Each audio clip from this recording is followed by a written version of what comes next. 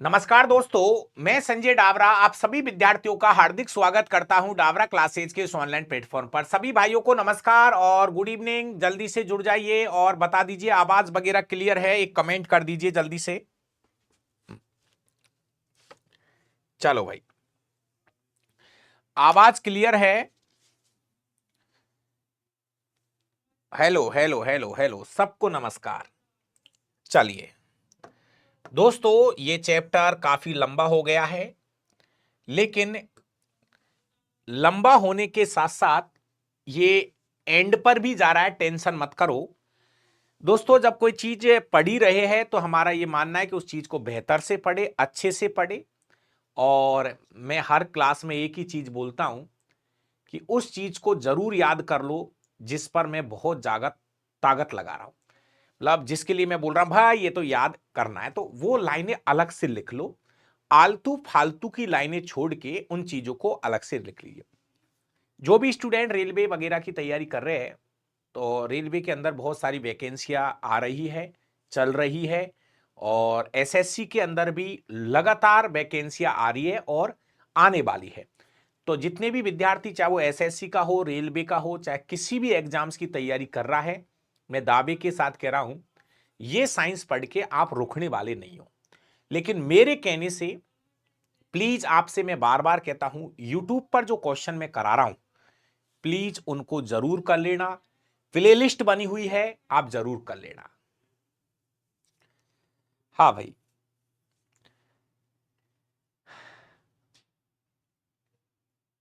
सबसे पहली चीज दोस्तों, हम पढ़ रहे थे पादप वर्गीकरण। ये बात आपका क्लियर हो चुकी है। दोस्तों, हम पढ़ रहे हैं पादप वर्गीकरण। हम पढ़ रहे हैं पादप वर्गीकरण। दोस्तों, पहले तो वर्गीकरण ही लिख लो। वर्गीकरण,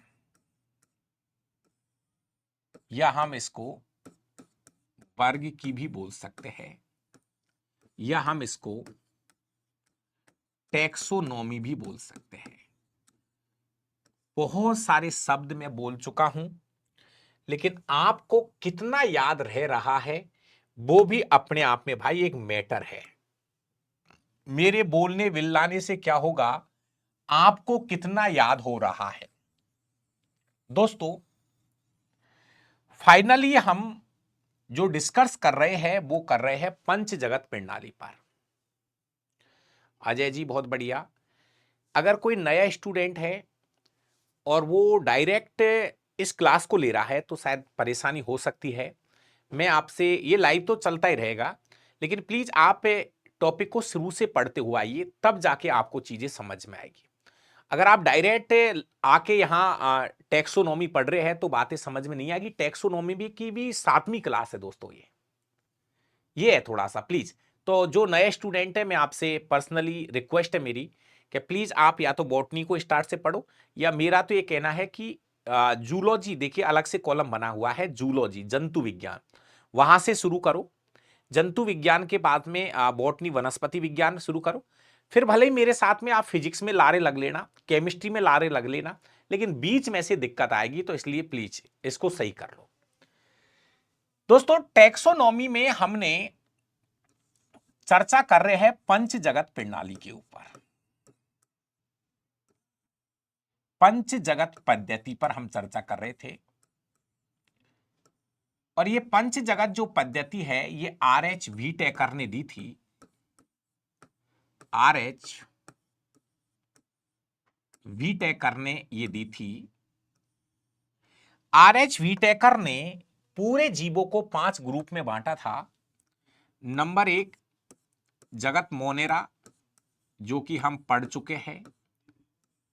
दोस्तों, मोनेरा के अंदर हमने आद्य बैक्टीरिया,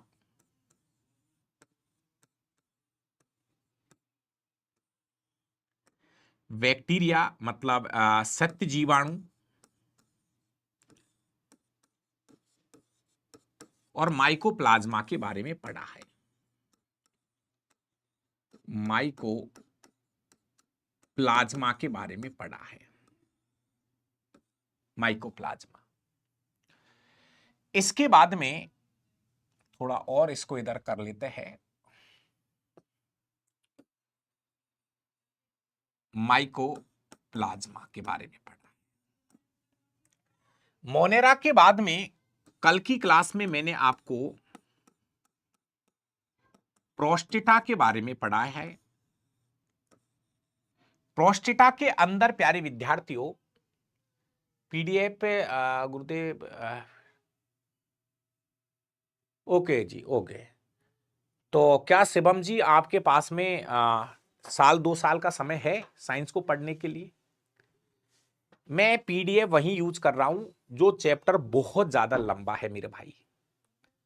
जो चैप्टर 4 दिन में या 5 दिन में हो रहे थे, 6 दिन में हो रहे थे, 7 दिन में हो रहे थे, वहां पर मैंने कभी पीडीएफ का उपयोग नहीं किया है। समझने की कोशिश करो, बार बार एक मैसेज को टाइप मत करो। जो टॉपिक पूरी साइंस के अंदर, जो टॉपिक 5 दिन में 6 दिन में भी पूरा हुआ था, मैंने हर एक लाइन हाथ से लिखी है। लेकिन मुझे पता है कि इस टैक्सोनॉमी को हाथ से लिखने में 1 महीने का समय चाहिए, पीडीएफ से भी 15 दिन का टाइम लग रहा है ना। रही बात कुछ टॉपिकों को समझने की, मैं समझा रहा हूं, हाथ से भी वही बात लिखूंगा, पीडीएफ में भी वही बात है। लेकिन वो ये है कि मेरे भाई, कोई भी भाई 1 महीना टैक्सोनॉमी नहीं पढ़ सकता। अगर मैं 1 महीना टैक्सोनॉमी पढ़ाने लग जाऊंगा तो आप ये पूछने लगोगे, गुरुजी ये टैक्सोनॉमी कब पूरी होगी, गुरुजी ये टैक्सोनॉमी कब पूरी होगी, आप ये करने लग जाओगे। इसलिए मैं चाह रहा हूं कि ये टैक्सोनॉमी समय पे पूरी हो जाए, और टैक्सोनॉमी में से भी आप उन शब्दों को याद करो जिनके ऊपर मैं बार बार मोस्ट बोल रहा हूं, क्योंकि इतनी साइंस पढ़ना शायद आपके लिए नुकसानदायक हो सकता है ना। प्रोस्टेटा की बात कर रहा हूं, कल क्लास में मैंने प्रोस्टेटा के बारे में बताया है। और प्रोस्टेटा के अंदर मेनली हमने किसके बारे में अध्ययन किया है? एक आया था युगलीना, युगलीना आया था, इसको याद करो, काम की चीज है। और अगर हम एक नाम लिखे तो एक नाम हमने लिखा है प्रोटोजोआ। प्रोटोजोआ अभी इसी में ही है, ठीक है। आज की क्लास में दोस्तों हम फंजाई के ऊपर चर्चा करेंगे। फंजाई, कवक या फफूंद,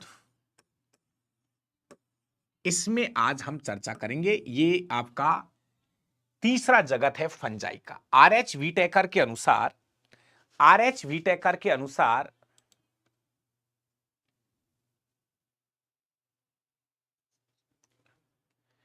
आप समझने की कोशिश नहीं कर रहे। आप थोड़ा सा आप अपने आप को पॉजिटिव बनाओ दिमाग से। मैं क्या कहना चाह रहा हूं, मैं पीडीएफ के माध्यम से आपको 2 लाइन ज्यादा पढ़ा रहा हूं, आप समझने की कोशिश करो। मैं आपको बार बार नहीं चाहता कि इन चीजों के ऊपर हम डिस्कस करें। दोस्तों ये टैक्सोनॉमी वास्तविकता है कि डाबरा सर इसको अच्छे से पढ़ाए तो इसमें 1 महीने का समय चाहिए हाथ से लिखे, और आप बोर हो जाओगे और आप लाइव आओगे नहीं, देखोगे नहीं। मैं चाह रहा हूं कि पीडीएफ के माध्यम से हर वो चीज भी पढ़ा दूं और उसमें से अच्छी चीज भी आपको छटवा दूं मैं। ये यार प्लीज यार, आप समझने की कोशिश नहीं कर रहे।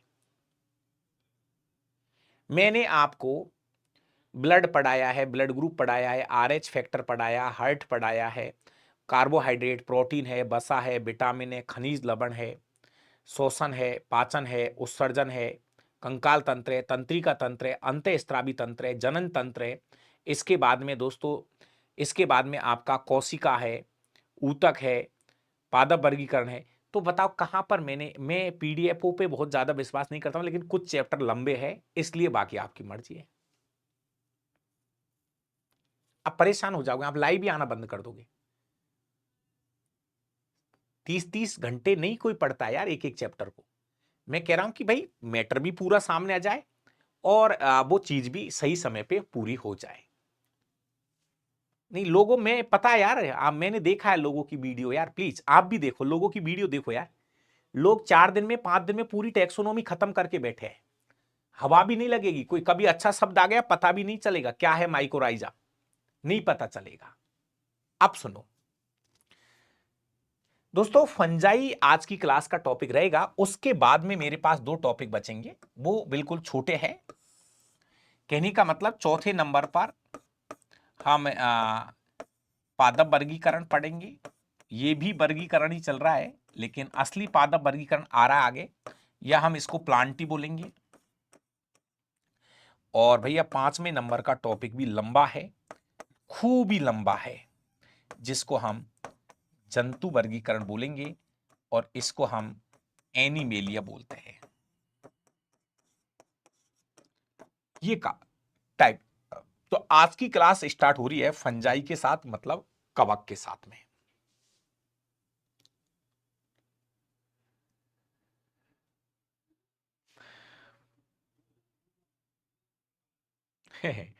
अब देखो, कुछ कह रहे हैं भाई टैक्सोनॉमी से हम अभी परेशान हो गए, और आप समझो अभी भी ये 15 दिन और चलेगी, तो क्या हाल होगा आपका। चलो कुछ नहीं, फिर भी हम आ रहे हैं सीधे ही कवक के ऊपर। अच्छा टॉपिक है, मैं आपसे कह रहा हूं कवक से क्वेश्चन आते हैं, इसलिए हम इस पे पूरा जोड़ देंगे कवक के ऊपर। और आराम से ठंडे दिमाग से एक एक शब्द को सुनो यार। मैं कहीं ऐसा नहीं है कि कोई भग रहा हूं या बहुत तेजी से जा रहा हूं। सुनो आप, आज की क्लास जगत फंजाई के ऊपर स्टार्ट हो रही है। ये बात मैंने आपको बता चुका हूं। दूई जगत जो प्रणाली है वो कैरोलस लीनियस ने दी थी। कैरोलस लीनियस ने सबसे पहले पादप के लिए प्लांटी और जंतुओं के लिए एनिमीलिया शब्द का यूज किया है। उसके बाद में त्रिजगत पद्धति आई है, जो हैकेल ने दी थी। उन्होंने प्लांटी एनिमीलिया के अलावा एक तीसरा ग्रुप जोड़ा जिसका नाम प्रोस्टेटा है। उसके बाद में चतुर्थ जगत पद्धति आई जिसको कॉपलैंड ने दिया है, और उन्होंने प्लांटी एनिमीलिया प्रोस्टेटा के अलावा चौथे नंबर का जो ग्रुप ऐड किया उसका नाम मोनेरा है। चौथे नंबर का ग्रुप कौन सा बनाया? मोनेरा। इसके बाद में पंच जगत प्रणाली आई। आर एच वीटेकर ने यह प्रणाली दी थी, और आर एच वीटेकर ने पांचवा एक ग्रुप अलग से बनाया जिसका नाम फंजाई रखा। तो यह है आर एच वीटेकर का पंचमा जगत। दोस्तों देखो, ऊपर से प्लांटी आ गया, एनिमीलिया, तीसरा ये रहा, चौथा ये रहा, पांचवा ये रहा। छह जगत प्रणाली जो है आप ज्यादातर देखोगे वहां पे कार्ल वॉइस का नाम नजर आ रहा है, और उन्होंने एक छठा ग्रुप आर्की बैक्टीरिया को ऐड किया। बैक्टीरिया अलग रखा और आद्य बैक्टीरिया आर्की बैक्टीरिया को अलग रखा है। ठीक है, अब हम फाइनली कवक के ऊपर चर्चा करेंगे। कौन से 30 महत्वपूर्ण क्वेश्चन है जो कवक से याद रखने हैं? कौन से 30 महत्वपूर्ण लाइन जो कि आपको कवक से याद रखनी है? नंबर एक, याद करना है कवक का अध्ययन विज्ञान की जिस शाखा में करते हैं, माइकोलॉजी। क्वेश्चन नंबर एक मोस्ट लगा रहा हूं, जहां मोस्ट नहीं लगाऊं उसको भले आप ढीला छोड़ दीजिए, कोई दिक्कत नहीं है।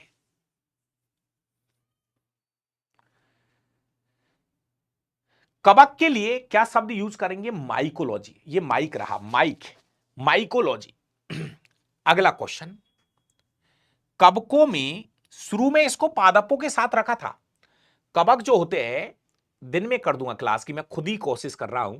100% मंडे से आपकी क्लास दिन में हो जाएगी। मैं कह रहा हूं आपसे, दिन में हो जाएगी, मंडे से कर रहा हूं मैं टाइम सेट। कवकों में पर्णहरित का अभाव होता है। दोस्तों शुरू में इसको पादपों के साथ रखा, लेकिन अब बात को सुनो भाई, ये लाइन याद करनी है।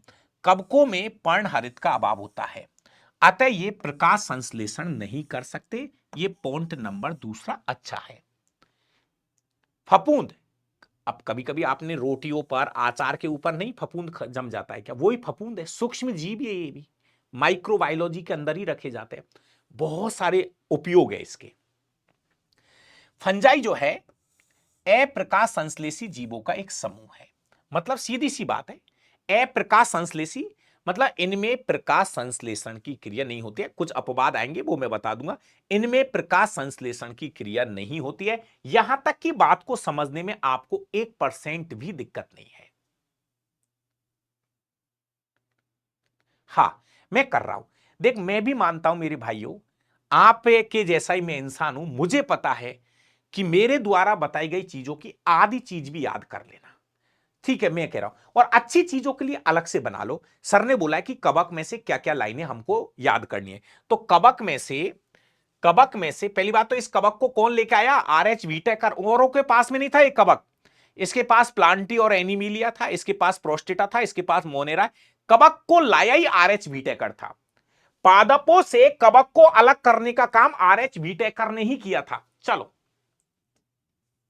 अगला ध्यान से दो, ये बहुकोशिकीय यूकैरियोटिक जीव होते हैं। ये शब्द तो आ रहा है, ये शब्द तो बार बार आ रहा है। ये जो यीस्ट है एक कोशिकीय में नहीं आते, ये बहुकोशिकीय यूकैरियोटिक जीव है। ये बहुकोशिकीय यूकैरियोटिक जीव है। ठीक है, ये थोड़ा सा याद करना। यीस्ट, यीस्ट भी एक कवक है, ये एक कोशिकीय जीव है। मोस्ट आ रही है ना बात समझ में? धीरे धीरे दोस्तों, जो फंजाई होते हैं, कवक जो होते हैं, बहुत सारे कवकों के नाम बताऊंगा, लेकिन ये कवक जो होते हैं ये बहुकोशिकीय होते हैं, यूकैरियोटिक होते हैं। यहां एक अपवाद नजर आ रहा है, यीस्ट। यीस्ट एक कवक है मेरे भाई, बहुत इंपॉर्टेंट शब्द है यीस्ट। शराब बनाने में इसका उपयोग किया जाता है। एल्कोहल, फर्मेंटेशन, किण्वन की क्रिया के द्वारा अवायवीय शोषण होता है इसके अंदर, अवायवीय शोषण, यीस्ट। चलिए, पादप शरीर जो है, छत्रक, ये छत्रक है, छत्रक सदृश, छत्रक सदृश संरचनाओं से मिलकर बना होता है, जिन्हें कवक तंतु कहते हैं। कवक तंतु कहते हैं। शायद ठीक है, मैं मना नहीं करूंगा, लेकिन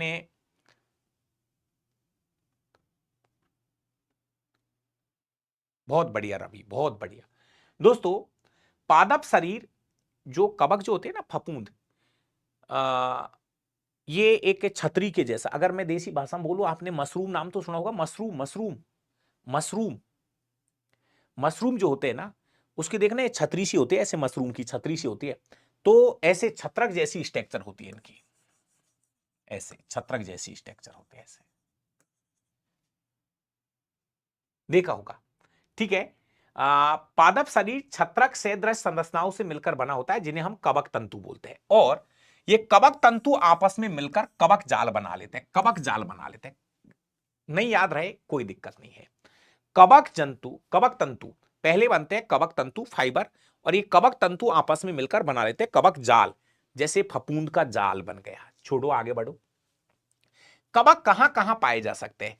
तो ठीक है, कवक जो है ये गर्म जगहों में मिल सकते हैं, नम छायादार स्थानों पर मिलते हैं, जहां कम प्रकाश पहुंच रहा है वहां पर ये सेट हो जाते हैं। और ओवरऑल एक ही लाइन है, सर्वव्यापी, एक ही शब्द बोल सकते हैं कि ये हर जगह मौजूद है। छोड़िए, ये मोस्ट लाइन है, ये मोस्ट लाइन है। पोषण के आधार पर कवक जो है ये परजीवी या मृतोपजीवी सेप्रोफाइट होते हैं। ये सबसे इंपॉर्टेंट लाइन है। कवक अपने भोजन के लिए, क्योंकि इनमें प्रकाश संश्लेषण तो होता ही नहीं है, कवकों में प्रकाश संश्लेषण तो होता ही नहीं है, तो एक तो परजीवी भोजन के लिए दूसरों पर निर्भर रहते हैं, प्लस ऐसे बोल सकते हो ये सड़ी गली मरी गली चीजों उसको खाकर अपना जीवन यापन करते हैं। काम का शब्द है। और भी इंपॉर्टेंट दोस्तों, कवकों की जो कोशिका भित्ति होती है ना, ये स्पेशली काइटिन की बनी होती है। काइटिन बोले तो ये कार्बोहाइड्रेट, और कैसा कार्बोहाइड्रेट? इसको पॉलीसैकेराइड भी बोलते हैं, इसको हम पॉलीसैकेराइड भी बोलते हैं। मोनोसैकेराइड, डाइसैकेराइड, पॉलीसैकेराइड कहते हैं इसको हम।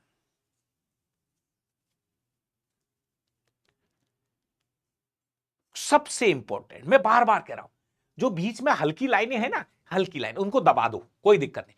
पहले उन लाइनों को ऊपर ले आओ जिनकी वास्तव में जरूरत है। कवकों की कोशिका भित्ति काइटिन की बनी रहती है, बोले तो कार्बोहाइड्रेट की बनी होती है। चलो, इनमें संचित भोजन वसा व तेल के रूप में रहता है। जैसे हमारे अंदर मनुष्यों का संचित भोजन क्या है? ग्लाइकोजन। पेड़ पौधों का संचित भोजन है स्टार्च या मंड। ऐसे इनका संचित भोजन जो है वो वसा और तेल होता है, लेकिन कभी कभी ग्लाइकोजन के रूप में भी इनमें भोजन संचित हो जाता है। कभी कभी भोजन का संचय ग्लाइकोजन के रूप में हो जाता है। यह थोड़ा हाई लेवल का क्वेश्चन है, थोड़ा हाई लेवल का क्वेश्चन है, थोड़ा हाई लेवल का क्वेश्चन है। अगला, कवकों में मेनली आपको एक ही शब्द याद करना है। कवकों में यह समझो कि अलैंगिक जनन होता है और उस विधि का नाम है, उस विधि का नाम है बीजाणुओं के द्वारा या कोनेडिया, कोनेडिया बीजाणुओं के द्वारा या चल बीजाणुओं के द्वारा होता है। भैया ये लाइन तो याद करनी है।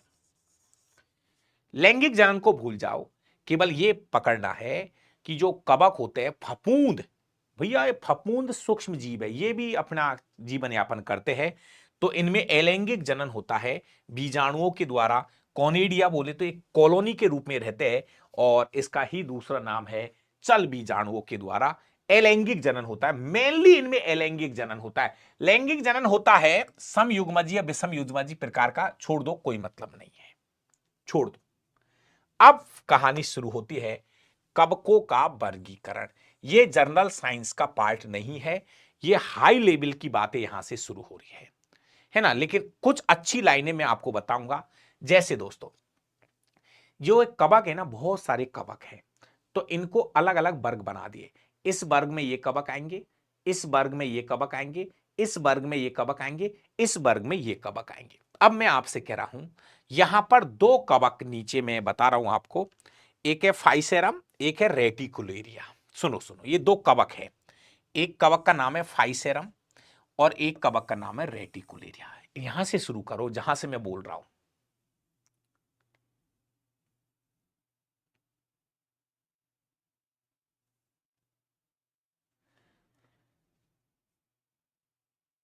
पानी की बंद टंकी में काई, काई क्या है, काई क्या है, काई क्या होती है, पहले तो इस बात को क्लियर करो। एक दो दिन का इंतजार और कर दो। काई जो होते हैं ना मेरे भाई, वो शैवाल होते हैं। शैवालों में प्रकाश संश्लेषण की क्रिया होती है और वो पानी की ऑक्सीजन को भी काम में ले सकते हैं।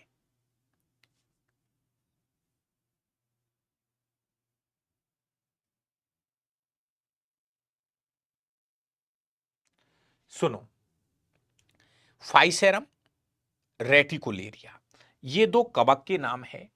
इन्हें हम बोई स्लाइमोड्स, कल भी बात हुई थी, इनको हम अब पंख कवक कहते हैं। इनका ग्रुप का नाम है मिक्सोमाइसिटीज, इनका ग्रुप का नाम दे रखा है मिक्सोमाइसिटीज,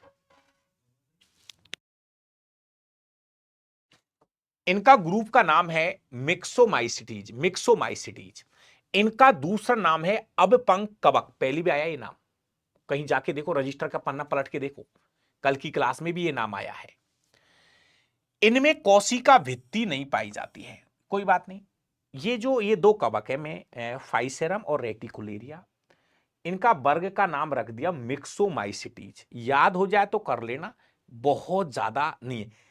अब पंख कवक इनको कहते हैं, इनमें कोशिका भित्ति नहीं पाई जाती है, इनका शरीर नग्न होता है, फिसलनदार होता है और ये थैलस को, इनके थैलस को, मतलब जहां पर ये जमा होते हैं, इनके थैलस को प्लाज्मोडियम कहते हैं। इनके थैलस को क्या बोलते हैं? प्लाज्मोडियम। कुछ बात याद करो, बस थोड़ा सा इतना सा याद कर लो कि ये जो है ना, ये दो नाम बोल रहा हूं मैं, फाइसेरम और रेटिकुलेरिया, इनको अब पंख कवक के नाम से जानते हैं और इनका ग्रुप का नाम याद कर लेना, हो जाए तो मिक्सोमाइसिडीज, नहीं तो पूरा भी छोड़ दोगे काम चल जाएगा। आगे बढ़ो, अगला ग्रुप है, अगले कवक का नाम देखो, ये महत्वपूर्ण है, राइजोपस, म्यूकर और एल्बुगो, एल्व्यूओ। ये नाम, ये कवकों के नाम है। राइजोपस ये कवक है, म्यूकर ये कवक है, एल्व्यूगो ये कवक के नाम है। अब सुनो मेरी बात दोस्तों, इनको हम शैवालीय कवक बोलते हैं। इनमें आगे आगे जो भी है, इनमें सब में कोशिका भित्ति पाई जाएगी आगे। अब देखो, यही तो दिक्कत है, पहले क्या था, अब इनमें कोशिका भित्ति है तो कुछ लोगों ने इनको पादप समझ लिया, लेकिन फिर प्रकाश संश्लेषण नहीं होता है इसलिए पादप नहीं माना, इसलिए थोड़ा दिक्कत रहा था शुरू में। फिर बाद में इसको अलग कर दिया, भैया कवकों को अलग कर दो पादपों से, है ना। इनमें कोशिका भित्ति है और इसका ग्रुप का नाम है फाइकोमाइसिटीज। वर्ग, वर्ग का नाम क्या है? फाइकोमाइसिटीज। अब अगला देखो, ये मोस्ट है, ये मोस्ट है, ये मोस्ट है, तीसरा जो ग्रुप है, इसका नाम बहुत आपको देखने को मिलता है, सुनो भाई, तीसरा ग्रुप को बड़े ध्यान से देखना, मोस्ट है मेरी तरफ से, ये है एस्कोमाइसिटीज। ये नाम याद करना, बस सबसे पहले ये नाम याद करना, एस्कोमाइसिटीज। इसमें कौन कौन आता है भैया? यीस्ट। यीस्ट एक कवक है, बहुत फेमस है पेनिसिलियम, जिससे दवा बनाई जाएगी पेनिसिलियम नोटेटम। मोस्ट का मतलब मोस्ट है मेरे भाई। बहुत अच्छे लेवल पे एक क्वेश्चन पूछा जाएगा कि पेनिसिलियम किस वर्ग में आता है? एस्कोमाइसिटीज। एस्कोमाइसिटीज वर्ग में आता है। प्लीज मोस्ट है तो इसका मतलब मोस्ट है, कोई नहीं रोक सकता। और इसमें एस्परजिलस और न्यूरोस्पोरा, भैया ये यीस्ट का फोटो दिखा रखा है, ये पेनिसिलियम का फोटो है, और ये दोनों बहुत इंपॉर्टेंट शब्द है। इनको हम सेक फंजाई के नाम से जानते हैं, थैलीनुमा कवक बोलते हैं, थैलीनुमा कवक बोलते हैं, थैलीनुमा कवक बोलते हैं इनको। कोशिका भित्ति इनमें भी पाई जाती है। बस कुछ नहीं, मैं तो ये कह रहा हूं इनका उपयोग आगे आ रहे हैं अभी, वो सब बता रहा हूं आगे, धैर्य रखो। अभी से इतना सा याद करो, यीस्ट है, पेनिसिलियम है, दो नाम याद करो, और ये किस वर्ग में आते हैं? एस्कोमाइसिटीज वर्ग में आते हैं। प्लीज इतना सा याद करना है यहां से तो, ठीक है। चौथा वर्ग आ रहा है बेसिडियोमाइसिटीज। बेसिडियोमाइसिटीज इसमें खाद्य छत्रक के रूप में, जैसे एगेरिकस, एगेरिकस यहां, और किट के रूप में पैक्सीनिया, ये नाम भी आयते हैं। ये दो नाम है। ये मशरूम है भाई, मशरूम, प्लीज मशरूम। मशरूम बोले तो एगेरिकस, खाद्य छत्रक बोल दो, मशरूम बोल दो, मशरूम बोल दो, या एगेरिकस बोल दो, एक ही नाम है। ये दो नाम भी याद करना यार। मशरूम बोले तो एगेरिकस, और पक्सिनिया, ये शब्द कभी ना कभी एक अच्छे लेवल पे नाम नजर आएगा। ये पक्सिनिया नाम भी क्यों आ रहा है बार बार, इसको मैं बता रहा हूं अभी, चलिए।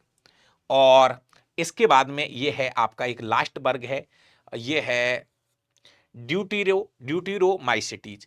इनमें लैंगिक जनन का अभाव होता है, अपूर्ण कवक इनको कहते हैं। ये है अल्टरनेरिया, अल्टरनेरिया। अब मैंने ये जो नाम बोल रहा हूं ना, जैसे वापस सुनो, कोई कहे अल्टरनेरिया क्या है? कवक है।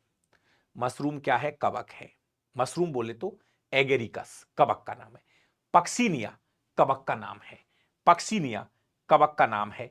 इसके अलावा यीस्ट क्या है? कवक है। पेनिसिलियम क्या है? कवक है।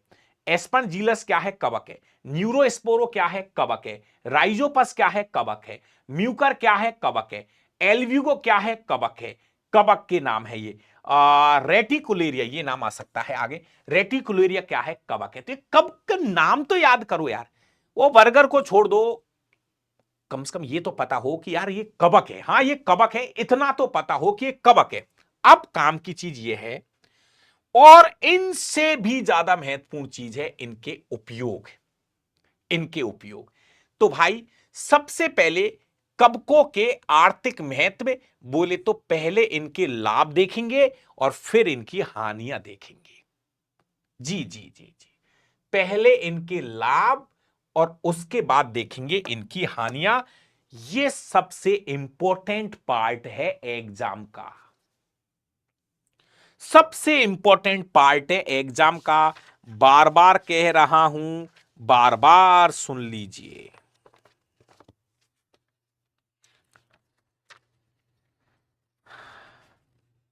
चलो गुरुजी, कवकों के आर्थिक महत्व पढ़ लीजिए मेरे भाइयों। पहला, सुनो, जितनी जरूरत हो उतनी करेंगे, इसमें से भी वो लाइन करेंगे जिनकी जरूरत है। खाद्य पदार्थों के रूप में, अब सुनो, कौन से कवक है जिनका उपयोग भोजन के रूप में किया जा रहा है? तो देखो, मोरचेला, मोरचेला बोले तो मशरूम की बात हो रही है। एगेरिकस कंप्रेस्टिस को सब्जियों के रूप में उपयोग किया जाता है। यीस्ट में प्रचुर मात्रा में कार्बोहाइड्रेट, प्रोटीन और वसा पाई जाती है। जी हां, और इनको भोजन के लिए, ओ भाई, अब बात तो ये हो रही है ना, इनका फायदा क्या है? ओ आपने सुने होंगे नोट्स कैसे बनाए। नोट्स तो भाई जैसे बना रखे ऐसे ही बना लो, लेकिन आपको लगता है कि गुरुजी कह रहे कि अच्छी अच्छी लाइनें लिख लूं, तो वो भी कर सकते हो। सुनो भाई, पूरा बनाओ, कोई दिक्कत नहीं है। कोई कह रहा है कि अच्छी अच्छी लाइन लिखूं, वो भी बहुत अच्छा है। पहले तो मैं भी ये कहूंगा कि अच्छी लाइनें ही लिख लो, फायदा रहेगा। सब चीजें तो याद नहीं होंगी। सुनो भाई, मशरूम, सबको पता है कि भाई मशरूम की सब्जी बनती है यार, खूब होटलों पे सुना होगा, मशरूम, मटर मशरूम। मशरूम ये कवक है, मृतोपजीवी है। यीस्ट का उपयोग भी भोजन के रूप में किया जाता है। आप नहीं करते हो, कोई बात नहीं, साइंस कहती है। ठीक है, ये हो गया पहला। तो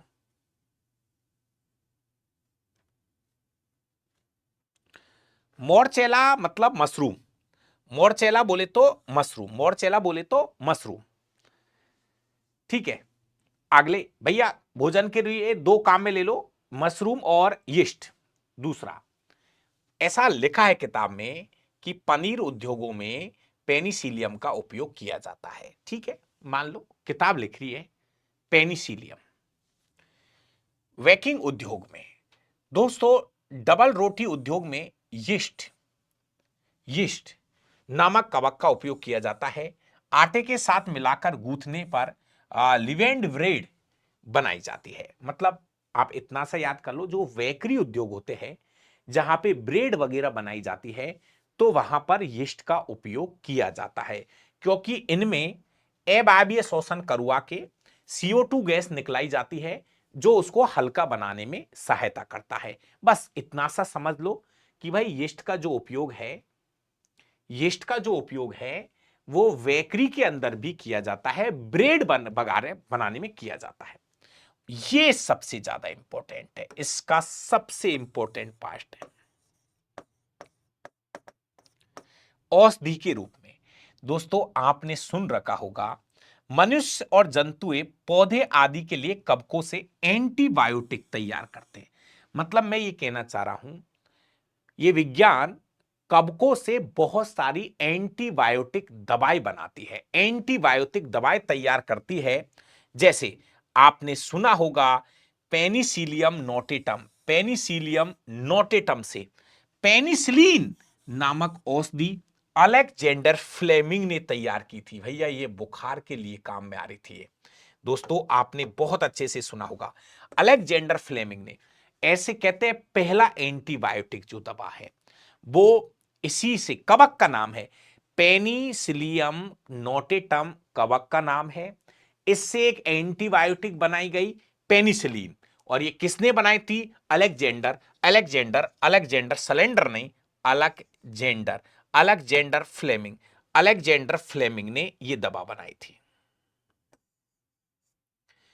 अलेक्जेंडर फ्लेमिंग ने ये दवा, ये मोस्ट है, आया हुआ है ना। पेनिसिलिन का नाम तो भैया कितनी बार परीक्षाओं में आ गया है। पेनिसिलिन एक दवा का नाम है जिसका उपयोग किसके लिए किया जाता है बताओ? बुखार के लिए, कैंसर के लिए, किसके लिए किया जाता है पेनिसिलिन दवा का उपयोग? कमेंट करके बताओ जल्दी से। ये एक चीज और है, अगला उपयोग है इनका एंजाइम्स उत्पादन में, एंजाइम बनाने में भी। हाँ, यीस्ट से, देखो बहुत अच्छा शब्द है, यीस्ट से जाइमेज, काम का शब्द है, काम का शब्द है, जाइमेज नामक बिकर, बिकर बोले तो एंजाइम, एंजाइम प्राप्त होता है, जिसे किण्वन, किण्वन फर्मेंटेशन की क्रिया विधि होती है, फर्मेंटेशन में काम में लेते हैं, इसका जाइमेज का उपयोग करते हैं। कहने का मतलब ये जो कवक है ना, यीस्ट जो कवक है, इसका उपयोग जो है फर्मेंटेशन में करते हैं। इससे पहले एंजाइम तैयार करते हैं जाइमेज, फिर इसका उपयोग फर्मेंटेशन में करते हैं। अगला, अपशिष्ट कार्बनिक पदार्थों को नष्ट करना, इस बात को भी समझो दोस्तों। बहुत सारे जीव जब लास्ट में मर जाते हैं तो उनको मिट्टी में मिलाने का काम बैक्टीरिया और कवक ही करते हैं। पारिस्थितिकी तंत्र जब हम पढ़ेंगे, कहते हैं इससे प्रकृति के सिस्टम को बनाए रखना। भाई कोई जानवर लास्ट में मरेगा, है ना, तो मरने के बाद उसके शरीर में जो कार्बनिक पदार्थ है, कार्बनिक जो पदार्थ है उनको अकार्बनिक पदार्थों में विघटित करने का काम, या उनको एक तरह से देसी भाषा में बोल रहा हूं तो मिट्टी में मिलाने का जो काम करते हैं वो यही करते हैं कवक और बैक्टीरिया। देखो कुछ कवक है जैसे मेरुलियस, कीटोमियम आदि आदि आदि, आदि मृत एवं मृत जंतु हो चाहे पौधों को नष्ट करने का कार्य करते हैं। ये जंतुओं के अपशिष्ट पदार्थों को नष्ट कर एक तरह से भाई सफाई की तरह कार्य करते हैं। अच्छी बात है यार ये तो। मेरुलियस और कीटोमियम, मेरुलियस और कीटोमियम ये वो कवक है जो कि सड़ी गली मरी चीजों को, अपशिष्ट पदार्थों को, हमारे जो अपशिष्ट पदार्थ होते हैं उनको मिट्टी में मिलाने का काम करते हैं। क्लियर है यहां तक की बातें? ये तो इनके उपयोग है। अब इनके नुकसान देख लो, हानि क्या है। बढ़िया बात है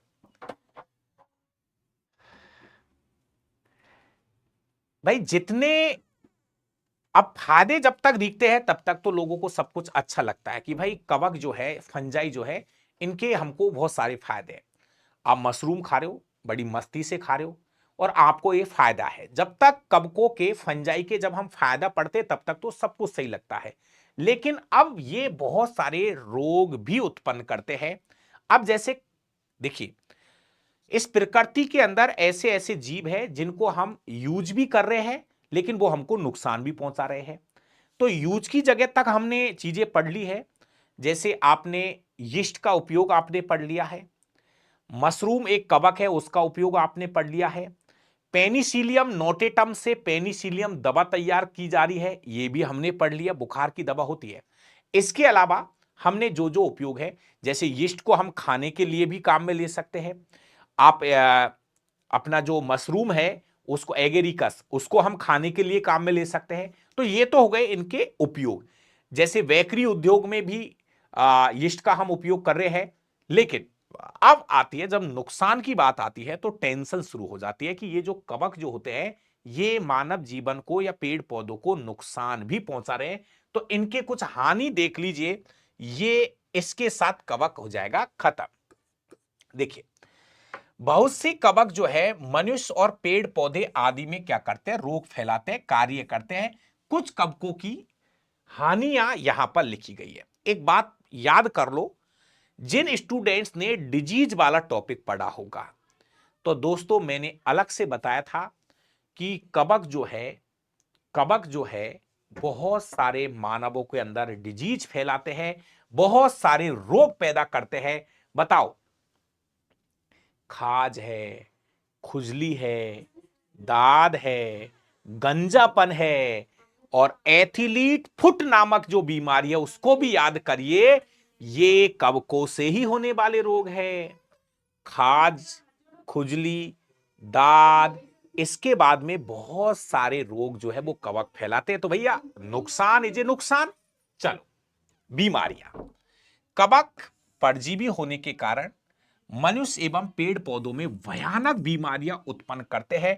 पादपों में एल्ब्यूगो द्वारा सफेद रस्ट रोग, एसटी लोगों द्वारा गेहूं में लूज, पक्सिनिया द्वारा गेहूं का रोग है लूज, पक्सिनिया पक्सिनिया द्वारा गेहूं में किट रस्ट रोग आदि रोग उत्पन्न किए जाते हैं। मनुष्यों में चर्म रोग, माइकोसिस, माइकोसिस और एस्पेनजोरोसिस रोग कवकों के द्वारा होते हैं। अब मैं मेरी भाषा में बोलूं, सुनिए। अगर मनुष्य की बात करूं तो मनुष्य में दाद है, खाज है, खुजली है, गंजापन है और अब काम की बात है, सबसे इंपॉर्टेंट है एथिलीट फुट नामक बीमारी है। फुट नामक बीमारी है, ये मनुष्यों में कवकों के द्वारा होने वाले महत्वपूर्ण रोग है। ये हमारे रोग हो गए जो कवकों के द्वारा फैलाए जाते हैं। यहां पर कुछ रोग जो है, ये एक रोग है, कभी थोड़ा सा ध्यान रखें। ये पक्सिनिया, ये जो पक्सिनिया ना, पक्सिनिया, ये गेहूं में एक रोग फैलाता है। ये एक बार एसएससी में पहुंचा हुआ है। गेहूं में रस्ट रोग पक्सिनिया कवक के द्वारा होता है। ये थे आपके कवक। अब बात करें कवक के अलावा तो और भी है, इनके नुकसान और देख लो थोड़े से। सामान्य पदार्थों का नाश। एस्कोमाइसिटीज तथा ड्यूटेरोमाइसिटीज वर्ग के जो कवक होते हैं वो हमारे दैनिक जीवन में, जैसे कपड़े हैं, चमड़े के सामान है, कागज आदि को भी नष्ट कर देते हैं। जैसे आपने देखा होगा बहुत सी बार कोई कागज है लंबे समय तक रखा रह गया तो उसमें जो कवक जो होते हैं ना उसको नष्ट कर देते हैं। कपड़ों में उसको भी नष्ट कर सकते हैं ये वाले कवक है ना जो। खाद्य पदार्थों का भी नाश करते हैं। बहुत से कवक है जैसे म्यूकर, यीस्ट, स्पॉन्जिला, ये अपने खाद्य पदार्थों को भी क्या करते हैं, दूषित करते हैं। आपने देखा होगा बहुत सी बार आचार है, आचार रखा रह गया उस पे फंगस छा जाएगा, आचार खराब हो जाएगा। तो ये थे कवकों वाला टॉपिक। अब इसके अलावा कुछ टॉपिक जो है, ये वाला टॉपिक है एक लाइकेंस। मेरा ये मानना है कि लाइकेंस वाले टॉपिक को तब समझ में आता है, मैं पढ़ा दूंगा अभी इसको, लेकिन लाइकेंस वाला शब्द ये बड़ा इंपॉर्टेंट है और ये शब्द तब ज्यादा समझ में आता है जब हम शैवालों का अध्ययन कर चुके होते हैं। तो कहने का मतलब ये जो लाइकेंस है ये बहुत फेमस और इंपॉर्टेंट टॉपिक है लाइकेंस। कैसे गुरुजी? तो मेरा यह मानना है कि इस टॉपिक को मैं आपको कल की क्लास में सेट करूंगा। आज की क्लास में आप प्लीज मेरे कहने से केवल और केवल कवकों की चीजों को याद करो। डावरा सर ने जैसा बोला है ऐसे याद करने की कोशिश करो और कोई क्वेश्चन करके देखना, शायद कवक का क्वेश्चन आपका गलत नहीं होगा। यीस्ट का जो उपयोग है ये एल्कोहल के निर्माण में भी तो करते हैं। जी जी जी, यीस्ट से एल्कोहल तैयार किया जाता है, उसी को फर्मेंटेशन या किण्वन बोलते हैं। तो लाइकेंस को या तो नेक्स्ट क्लास में पढ़ा देंगे या पहले थैलोफाइटा, मतलब अब शुरू होगा पादप वर्गीकरण। तो आप सभी भाइयों को बहुत बहुत धन्यवाद। हो जाएगा, ज्यादा टाइम नहीं लगेगा, धैर्य के साथ चीजों को याद करो भैया, याद करिए। कल जितने भी स्टूडेंट लाइव देख रहे हैं, कल से हमारे 50 निशुल्क टेस्ट पेपर शुरू हो रहे हैं। तो जितने भी स्टूडेंट्स अभी देख रहे हैं, बाद में भी दे सकते हो, लेकिन कोशिश करना कि कल आप 2 बजे से 5 बजे के बीच में उस पेपर को दे लेना। उसके बाद में मैं यूट्यूब पर उस पेपर का सॉल्यूशन कराऊंगा। हर दिन टेस्ट पेपर होगा और टेस्ट पेपर होगा नंबर 1 टेस्ट पेपर, जिसमें आपको फिजिक्स के भी क्वेश्चन मिलेंगे, केमिस्ट्री के भी क्वेश्चन मिलेंगे, बायो के भी क्वेश्चन मिलेंगे। थैंक यू, धन्यवाद।